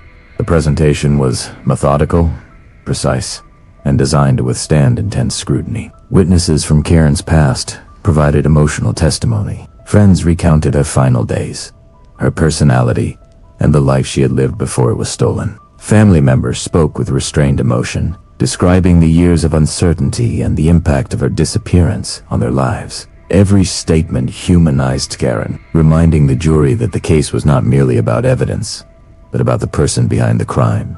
Behavioral profilers were also called. They explained the psychological patterns exhibited by the suspect: calculated, patient, and controlling. These insights provided context for actions that might otherwise seem inexplicable, helping jurors understand the mindset behind a crime executed with precision and devoid of impulsivity. They highlighted how small, meticulous behaviors can reveal a broader strategy, a signature of a perpetrator experienced in manipulation and concealment. The defense continued to probe, questioning witness memory, emphasizing the passage of time, and attempting to create doubt. But the prosecution countered with meticulous documentation and expert testimony, showing that the consistency of statements and preservation of evidence over decades reinforced reliability. The jury was guided through the meticulous process that connected the dots between the suspect and the crime scene, highlighting both scientific and investigative rigor. Every exhibit presented was accompanied by an explanation of its significance.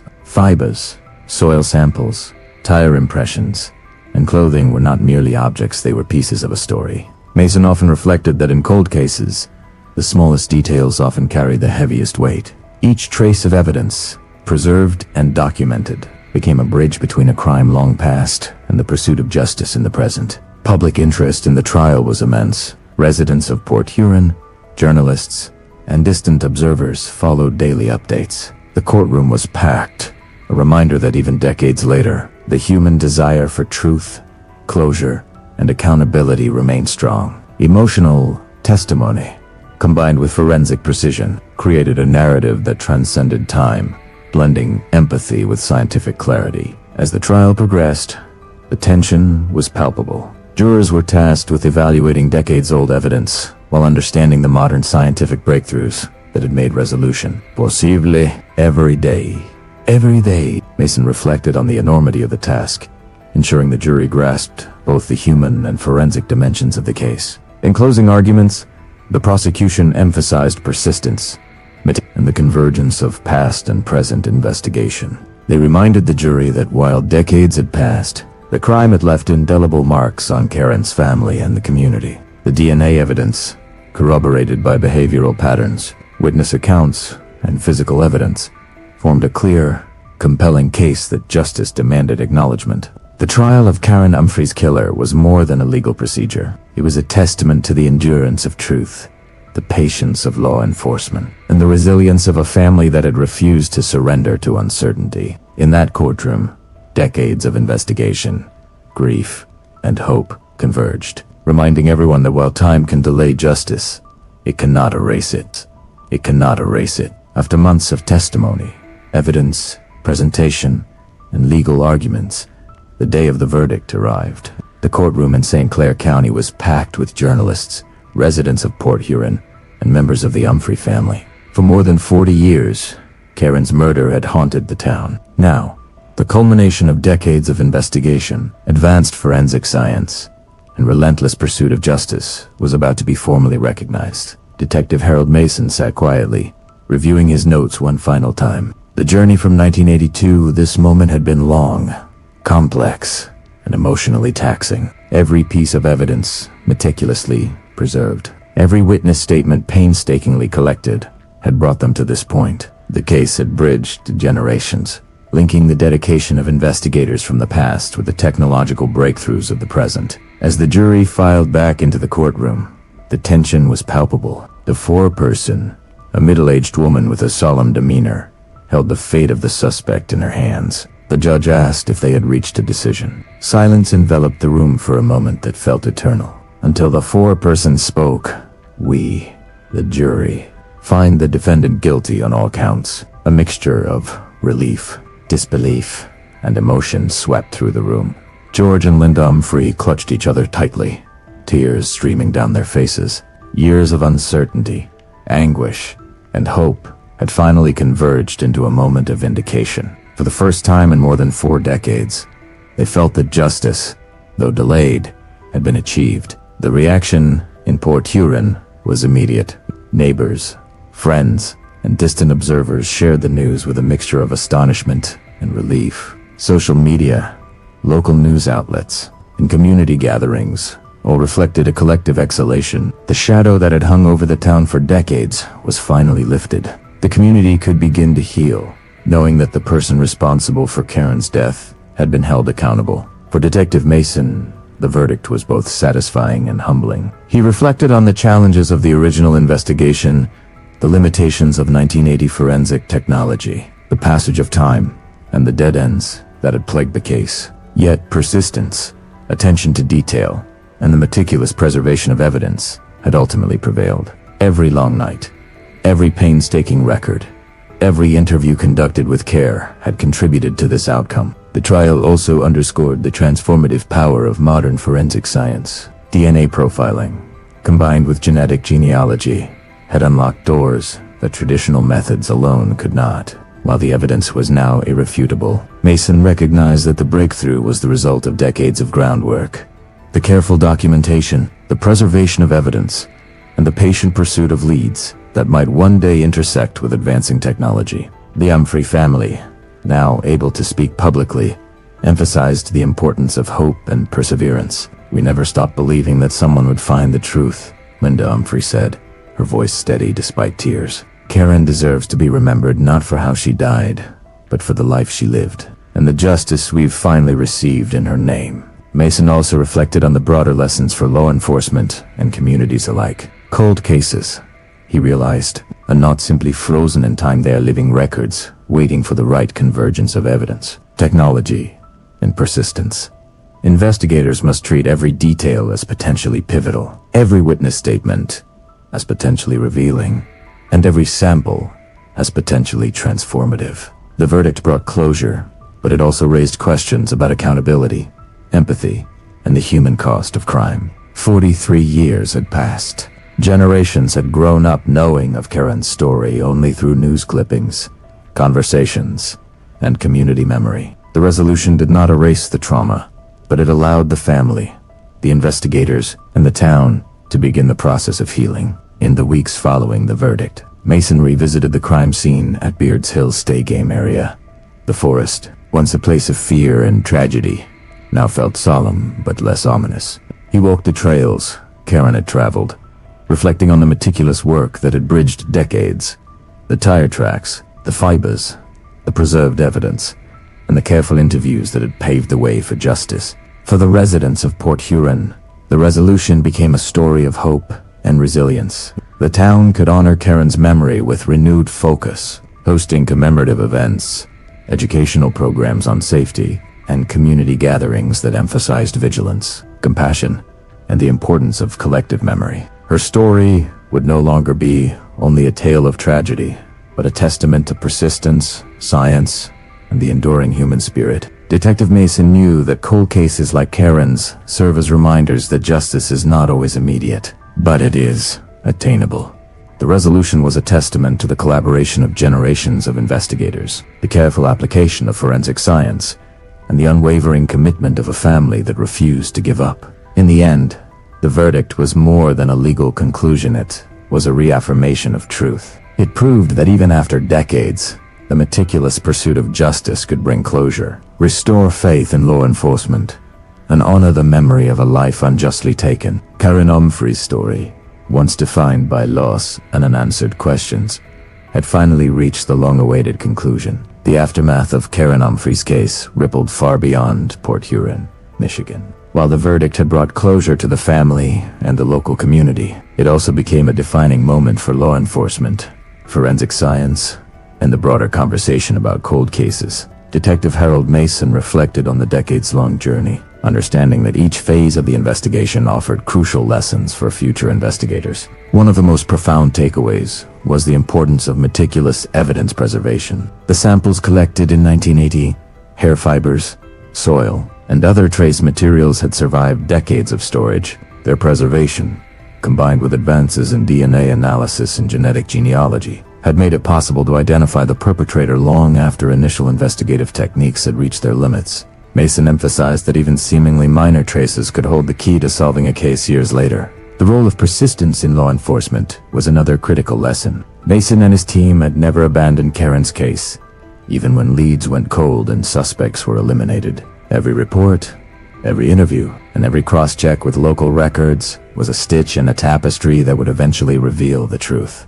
Cold cases, he explained, are not failures, they are deferred victories, waiting for the right combination of patience, skill, and innovation. For the Umphrey family, the aftermath was deeply personal. George and Linda had endured decades of uncertainty and grief. The arrest and conviction offered relief, but also reopened old wounds. Therapy, counseling, and community support became central to their healing. Yet, they found solace in knowing that Karen's memory had been honored and that her story could serve as a warning and guide for others. The community of Port Huron underwent a transformation as well. Residents who had long lived in the shadow of fear and uncertainty could now reclaim their sense of security. Neighborhood programs, awareness campaigns, and safety initiatives were implemented, emphasizing the lessons learned from Karen's case. Schools and community centers incorporated discussions about personal safety, the importance of reporting suspicious behavior, and the value of maintaining vigilant awareness.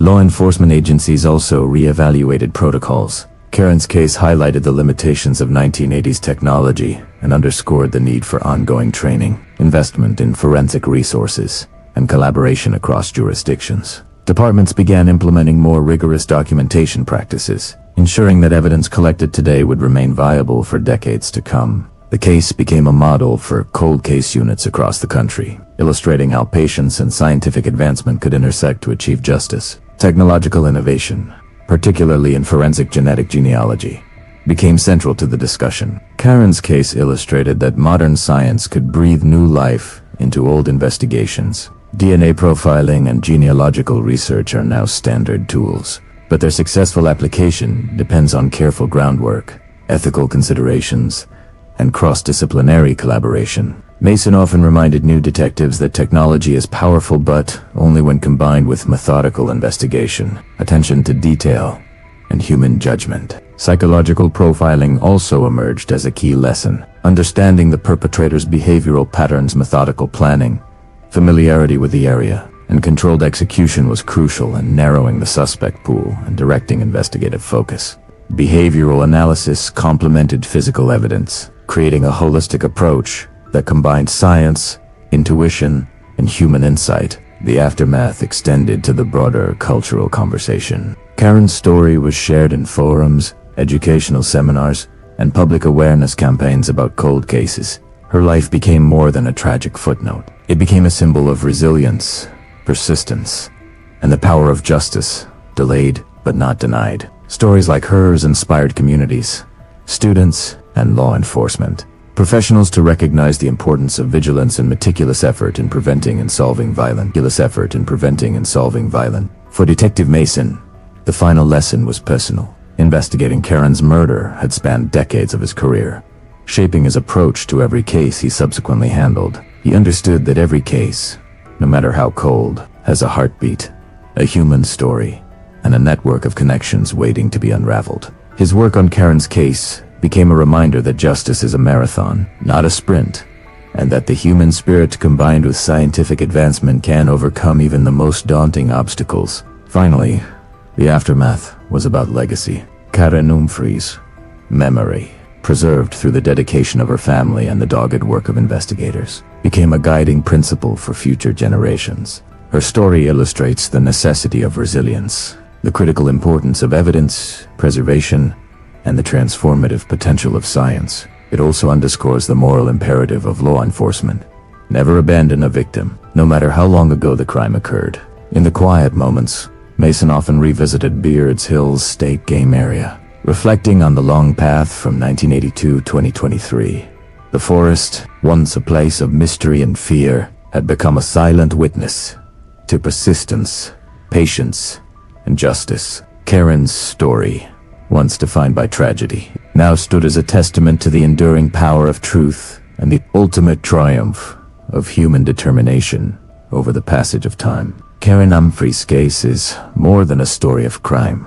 It is a lesson in perseverance, science, and the pursuit of justice. The aftermath reminds us all, even when decades pass, diligence, compassion, and innovation can bring resolution, honor the memory of victims, and inspire generations to come. The resolution of Karen Umphrey's murder left a lasting impact far beyond Port Huron.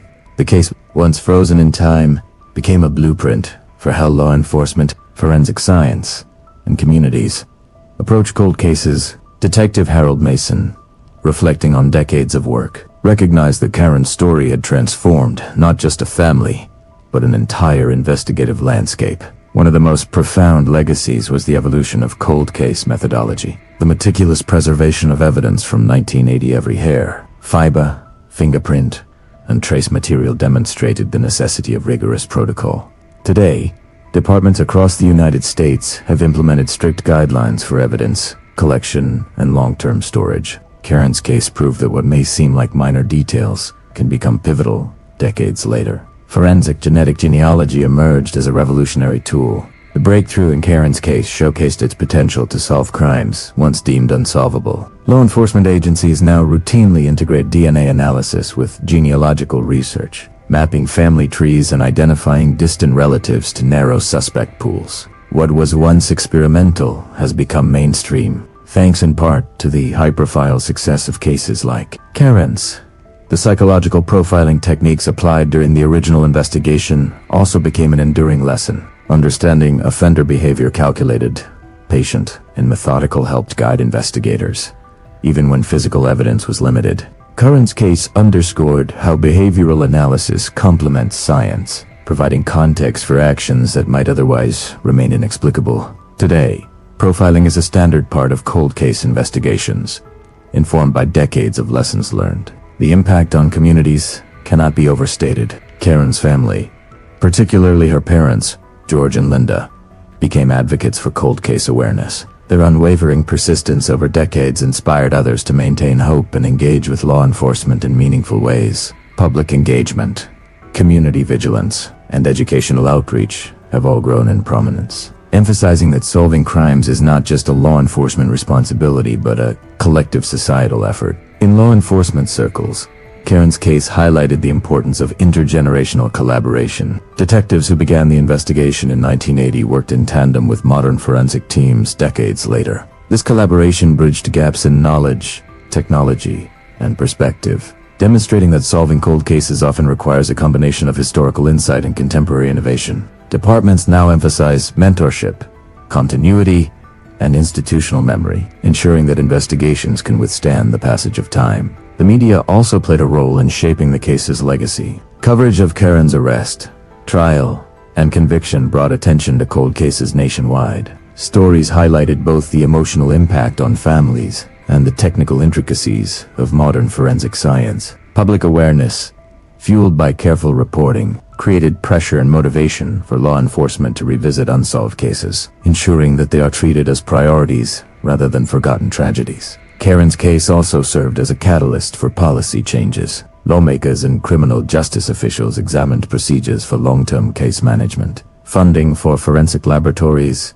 and integration of new technologies. Evidence retention policies were strengthened, and access to genetic databases for law enforcement was clarified and regulated, balancing investigative needs with ethical considerations. Education and training for law enforcement evolved as well. Cold case units across the country began incorporating lessons from Karen's investigation into their curricula. From crime scene preservation to forensic genealogy, profiling, and community engagement, her case became a teaching tool for future generations of detectives. Mason often participated in seminars, sharing insights from decades of hands-on experience and reflecting on the convergence of science, persistence, and human intuition. Perhaps the most enduring legacy was the reminder that no case is ever truly closed until justice is served. Karen Umphrey's story demonstrated that time, while a barrier is not an insurmountable one.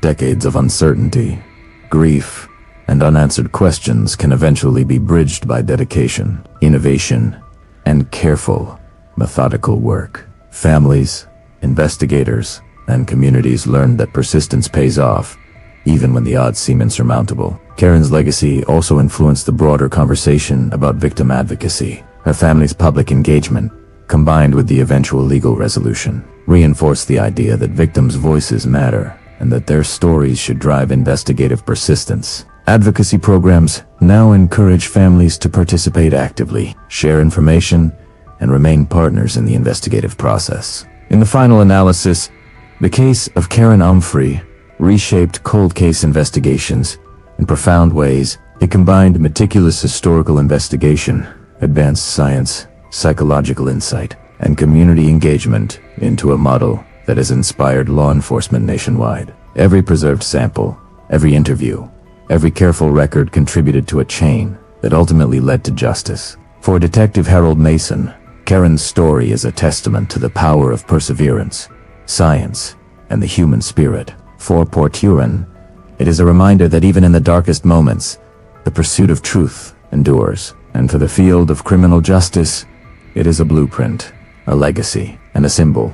Cold cases are never truly cold, and justice, though delayed, is always possible. The resolution of Karen Umphrey's case marked not only a triumph of forensic science and investigative persistence, but also the beginning of a new chapter for her family and the community of Port Huron. After more than 40 years of uncertainty, grief, and unanswered questions, her memory could finally be honored in a meaningful, tangible way. Detective Harold Mason, reflecting on the decades-long journey, understood that justice was only part of the story. Healing, remembrance, and community resilience were equally important. For Karen's parents, George and Linda, the years had been an emotional battlefield. They had lived with the constant pain of not knowing, replaying Karen's last moments, and hoping that someday the truth would emerge. The arrest, trial, and verdict provided relief, but it also reopened wounds that had never fully healed. Therapy sessions, family support groups, and counseling became essential tools in helping them navigate the complex emotions of loss, vindication, and closure. Port Huron, a town that had long carried the shadow of Karen's disappearance, began its own process of communal healing. Residents who had once feared the forests of Beard's Hills State Game Area, where Karen's body had been found, could slowly reclaim those spaces. Memorials, vigils, and commemorative events were organized, not only to honor Karen's life, but also to remind the town of the importance of vigilance, community solidarity, and support for victims' families. Schools and community centers incorporated Karen's story into lessons about personal safety, empathy, and the consequences of violence. Educational programs emphasized the value of awareness, reporting suspicious behavior, and the ways in which communities could collectively safeguard one another. The narrative of her life became a teaching tool, inspiring young people to respect the fragility of life and the importance of supporting each other in times of crisis. Local journalists chronicled the story with sensitivity, highlighting both the tragedy of Karen's murder and the triumph of justice decades later. Articles, documentaries, and interviews emphasized the resilience of her family, the dedication of law enforcement, and the critical role of forensic science. The community, once wary of attention, embraced these stories as a means of healing, education, and vigilance. For Detective Mason, the healing process was intertwined with reflection. He often visited the crime scene, now a quiet, solemn place, free from the aura of fear that had once defined it. The forest trails, once scenes of tragedy, became places of reflection, memorialization, and connection to the past. Mason encouraged the community to recognize the importance of remembrance, not just of the crime, but of the life that had been lost and the lessons that could be drawn from it. Community engagement extended to advocacy and support networks. Organizations dedicated to victims' rights and cold case awareness used Karen's case as a model for outreach. Public forums discussed the importance of preserving evidence, the role of technology in solving crimes, and the need for empathy and persistence in investigations. Karen's story became a symbol for change, illustrating how one case could influence policies, procedures, and cultural awareness. The emotional impact on the town was palpable. Port Huron residents shared personal stories of how Karen's disappearance had shaped their lives, influenced their choices, and created a collective consciousness of vigilance and empathy. The process of communal storytelling helped transform a narrative of fear into one of resilience, providing closure not only for the family, but for an entire town that had carried the weight of this unsolved mystery for decades. Memorials and community events served as both homage and education. Statues, plaques, and forest trail markers were installed to honor Karen's memory, providing tangible reminders of her life and the importance of justice. Annual gatherings commemorated her birthday and the anniversary of her disappearance, creating a tradition of reflection, awareness, and collective healing. For Karen's younger brother Danny, these events provided an opportunity to reconnect with his sister's legacy. He became actively involved in advocacy programs, speaking about the importance of persistence, remembrance, and supporting victims' families. His efforts, coupled with the community's engagement, created a ripple effect, inspiring others to act with compassion, vigilance, and dedication. The healing process also offered lessons for law enforcement. Detectives and officers were reminded that solving a case is only one part of justice. Addressing the emotional and social aftermath is equally vital. Programs focused on victim support, family counseling, and community engagement became integral components of modern policing, emphasizing that the resolution of a case must include restoration, education, and empathy. Ultimately, Karen Umphrey's memory became a bridge between tragedy and hope. Her life, though cut short, inspired resilience, change, and awareness. The community learned that while crime leaves scars, the careful preservation of evidence, the dedication of investigators, and the support of compassionate citizens can transform despair into empowerment. Detective Mason often reflected on the long journey. Justice had been served, but the true triumph lay in the healing, the restoration of trust, the commemoration of life, and the empowerment of a community to learn, grow, and remain vigilant. Karen's story, once a tale of mystery and loss, had become a testament to human perseverance, scientific innovation, and the enduring power of collective healing.